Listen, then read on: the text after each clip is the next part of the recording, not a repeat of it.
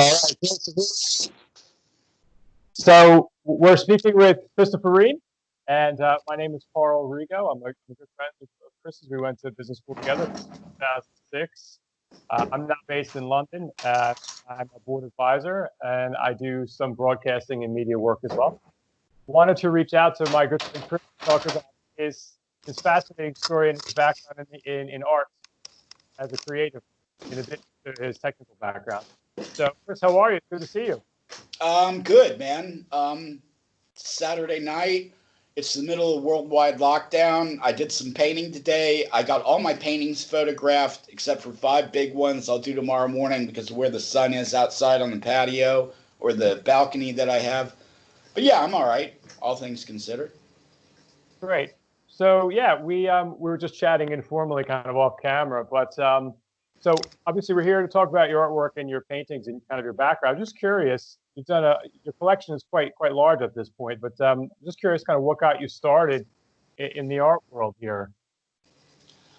Well, um, like I was saying before we actually started recording this thing, there's actually two starts. The start with all the artwork here in my apartment in Bavaria, that started when I came back to Germany the second time after I left the United States during the finance crisis in 2007. And when I came back here, one of the things that I decided was I wanted a hobby that I could pursue here in Germany. And I had always wanted to be an artist in Europe. Well, I was in Europe, so it's really easy to go buy some paint and some watercolor paper and some canvas and some brushes and start painting. Okay. Oh, wow, I'm an artist in Europe. Yeehaw. And really, for the first, up until really a year and a half ago, I did it more or less as a hobby. I sold some works traveling.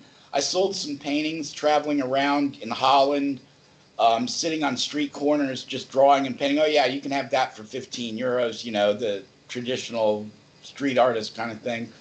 But I wasn't really serious about it. And then when I had this big job crisis when teaching came to an end, I decided to get serious about it. Um, and I haven't really sold much since then, but I'm working on it. I got plans. We'll talk about that later. But the truth is, like I was telling you before this,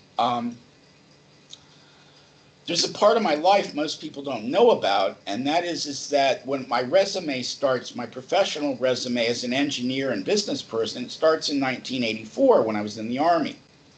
Well, there was 5 years before that, I was in architecture school at Virginia Tech School of Architecture and Design, and I studied at one of the top 5 schools for architecture and design on the planet. And it was a 24-hour-a-day, 7-day-a-week experience, is the best way I can put it. Um, Studio was officially 12 hours a week.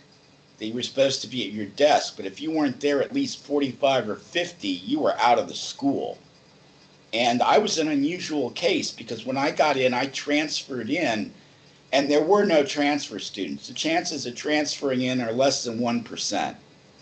And I got in, I did 18 hours in computer engineering, and then I did 12 hours plus 1 hour of lecture at Design Studio, and they let me in. And I was in Design Studio working 40 hours a week on top of the 18 hours of other classes for a guy named Camden Whitehead, who became quite famous architect. I was working as one of his proteges. He was a grad student at the time. Hmm.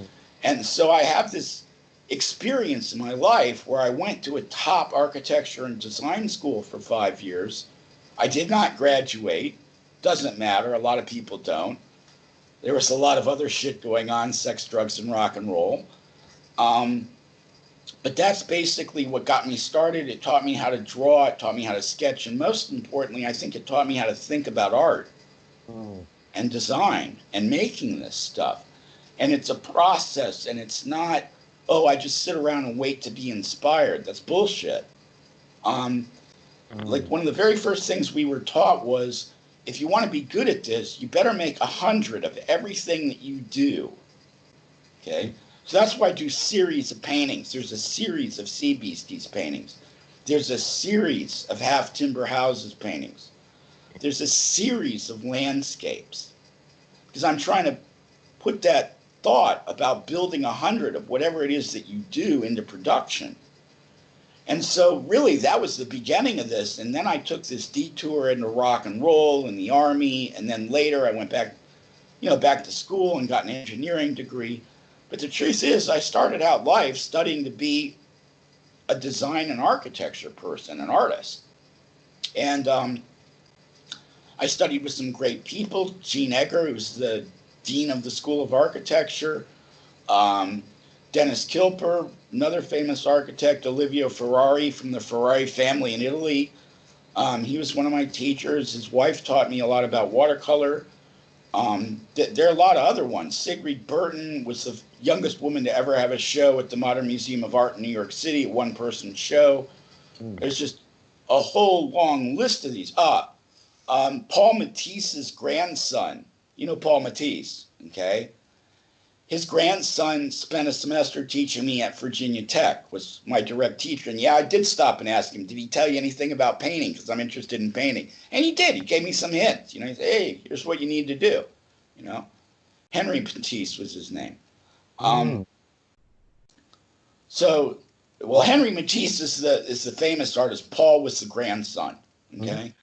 So, yeah, I studied with some people who are world famous. Paul was an architect. He was a French architect. He went to the best school in France.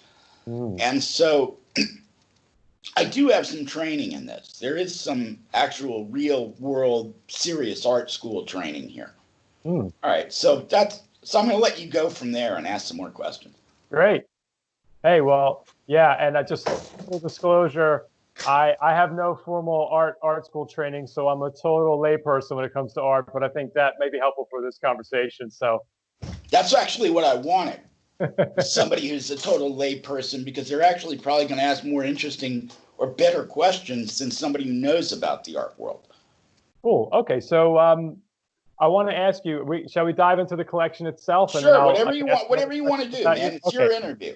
So cool. So I have a lot of questions I want to ask you. You've just laid out the broad strokes of the landscape of your own kind of story that brought you to this point. So I want to ask about the collection in a minute. The collection is so broad. I mean, you can see pieces behind you in terms of landscapes, real places, drawings, imaginary places.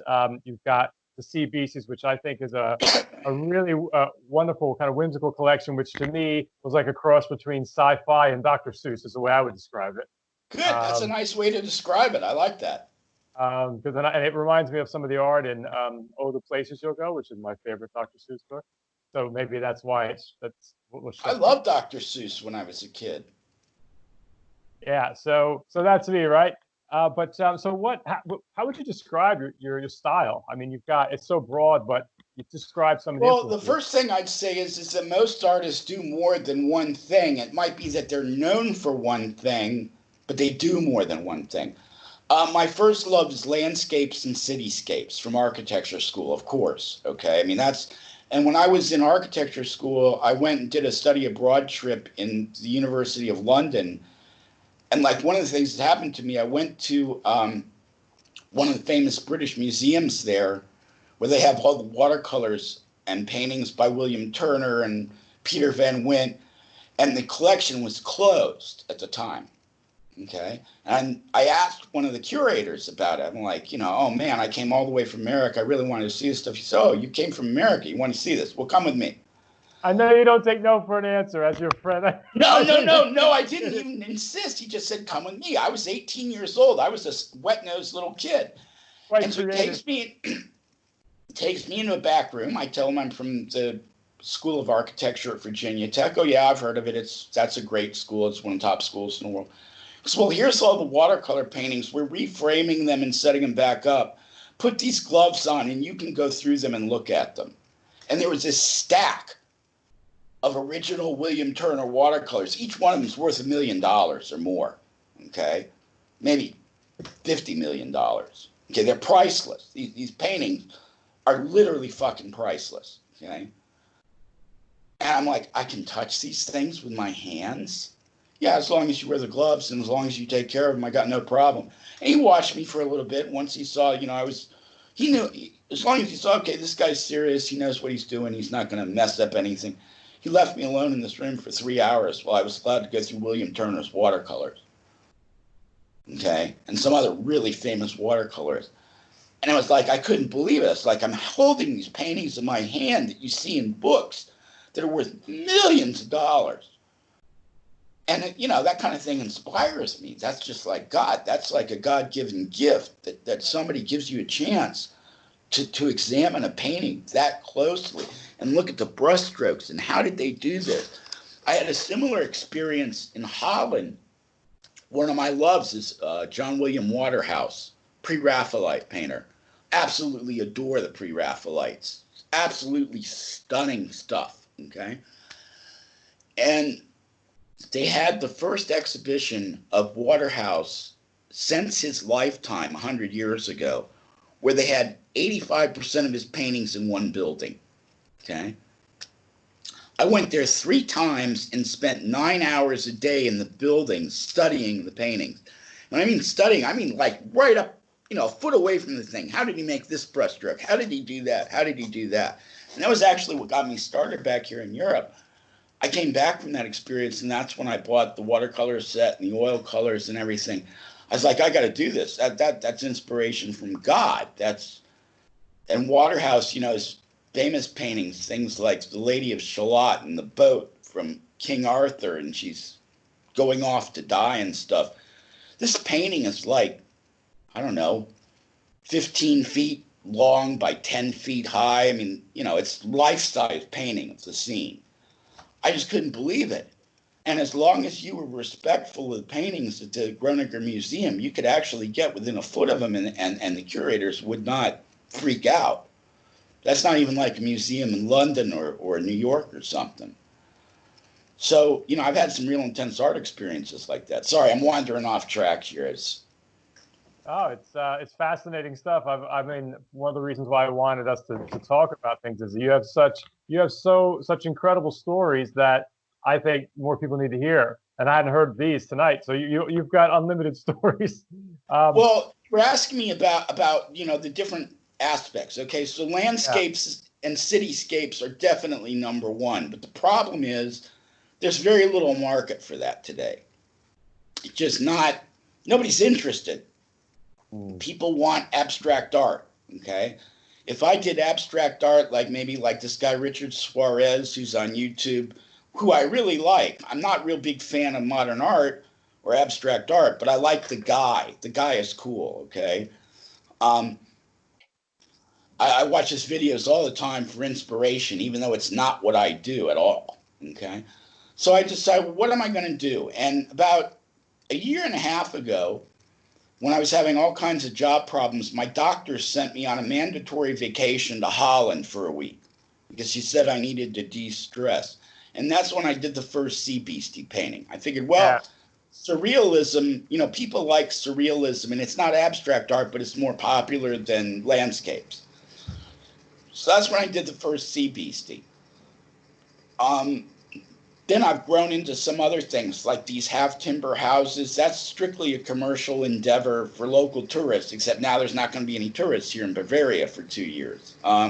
The flower paintings that I'm doing, these like surrealistic botanical paintings, that's another thing that's like, okay, this is something that's, I'm thinking again, like this architecture, design oriented, what can I design that people will enjoy? Mm. Okay. Because one of the things is I don't want to do, I don't want to do art. I want to do art that people enjoy for fun. I don't want to do art that's like painful. You know, I don't want to paint pictures of concentration camps or something. That's not, I'm not into that. Okay. People don't need that as art. It might sell, but I don't want to do it. And I know Mm. somebody who does that. Okay. Um, there's a painting by Norman Rockwell called Thanksgiving. Yeah. And it's a picture of a girl eating Thanksgiving dinner out of a mess kit, and she's obviously a refugee. And that thing Mm. just kills me just to even think about it. It's I always thought Norman Rockwell was basically BS until I saw that painting, and I just break down in tears every time I see it. It just crushes me. But I don't want to paint paintings like that. I want to paint something that people hang on the wall and it brings them happiness and joy and a good time. So I'm looking for themes or series of paintings that I can do that have that element of fun, like you said with the sea beasties, like Dr. Yeah. Seuss science fiction. That's great. I love that description. I'm going to use that on my website. Thank you very much. Cool. My pleasure. Hey, Chris, is that one behind you, behind your left shoulder? Is that one of the CBC's ones behind you? This one here, Yeah. yeah, that's the Queen Okay. of the Sea Beasties. That's an entire sheet of Arches watercolor paper, and it's the Queen of the Sea Beastie Kingdom, and she's playing pinball with the other Sea Beasties. That's what they do for fun. So yeah, I noticed in the collection they were doing a lot of fun activities, and one of them is the whole collection is Sea Beasties from Titan. So just tell us a bit more about that, the title of the collection. Okay, here's the concept is that these creatures live on Saturn's moon Titan, which has an ocean on it, and it basically covers most of the planet.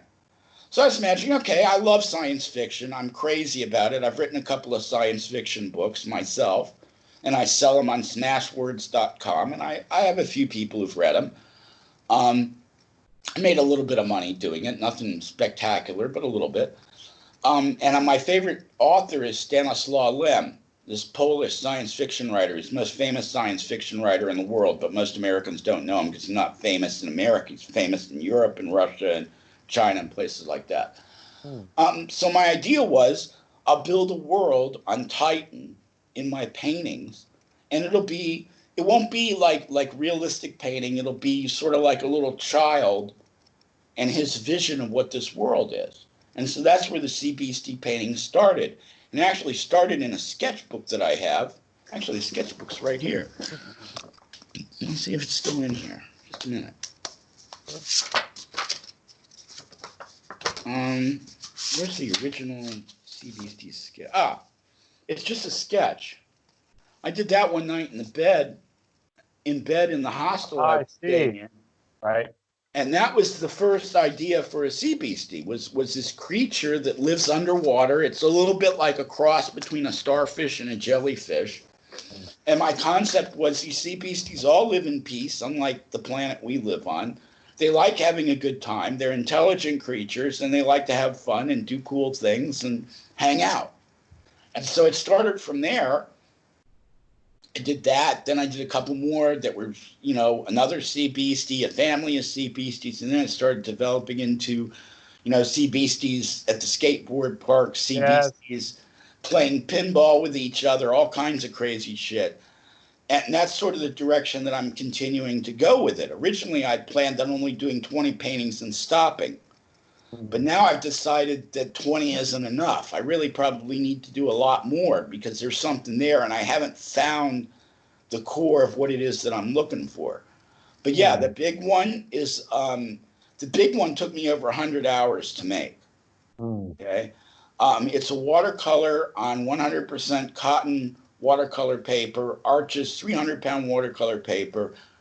And I drew it up, and then painting it took 100 hours over the course of about 8 months.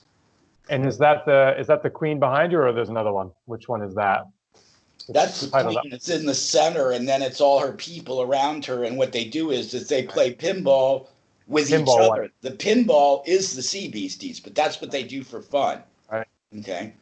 And I was also curious. I don't know if you want to get into this. What kind of Go ahead. mentioned? Was that the trip? Was that the doctor enforced trip, the holiday where you needed to step away? Was that the trip where these emerged? Yeah, that's where it started, man.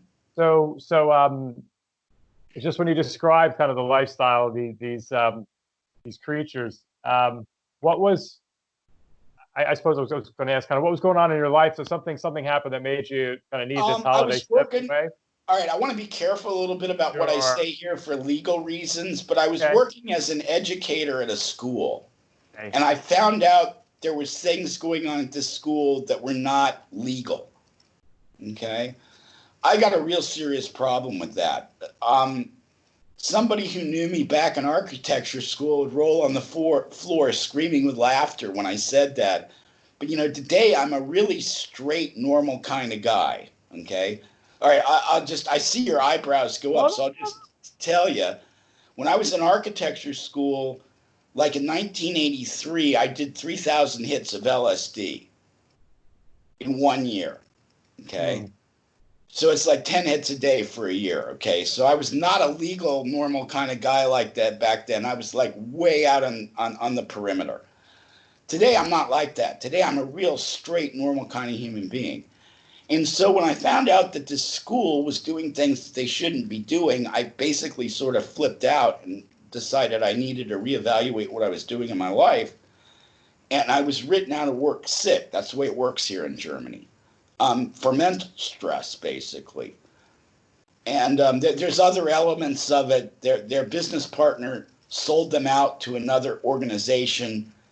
It was a real ugly situation. yeah, Okay, let's sounds just like say I created a real problem for a lot of people. Okay, and a major corporation here in Germany is very thankful that I did that because I saved them from being destroyed. But the people at the local school are really angry at me. Oh my God, are they angry? Okay. because you basically had to blow the whistle or kind of talk Yeah, about what exactly, happened. Okay. exactly. And so I was sent off on this trip, and that was when I first decided that I was actually going to have to take my art more seriously and really do something with it. And so yeah, that was when the Sea Beastie started. It also sounds like kind of these sea beasties live in a more idealistic sort of society than the one that we're reckoning with now. Yeah, yeah, yeah, yeah, yeah. Cool. Yeah, that's true. So Chris, I know we mentioned we'll do this interview in two parts, given Yeah, file we should size stop consideration. now and we Yep. should we should restart. Sure. Okay, wonderful. Part one. I'll ring you back momentarily for part two. Okay, I'm gonna Thank you. hang up and we got it. All right. Cheers. Bye.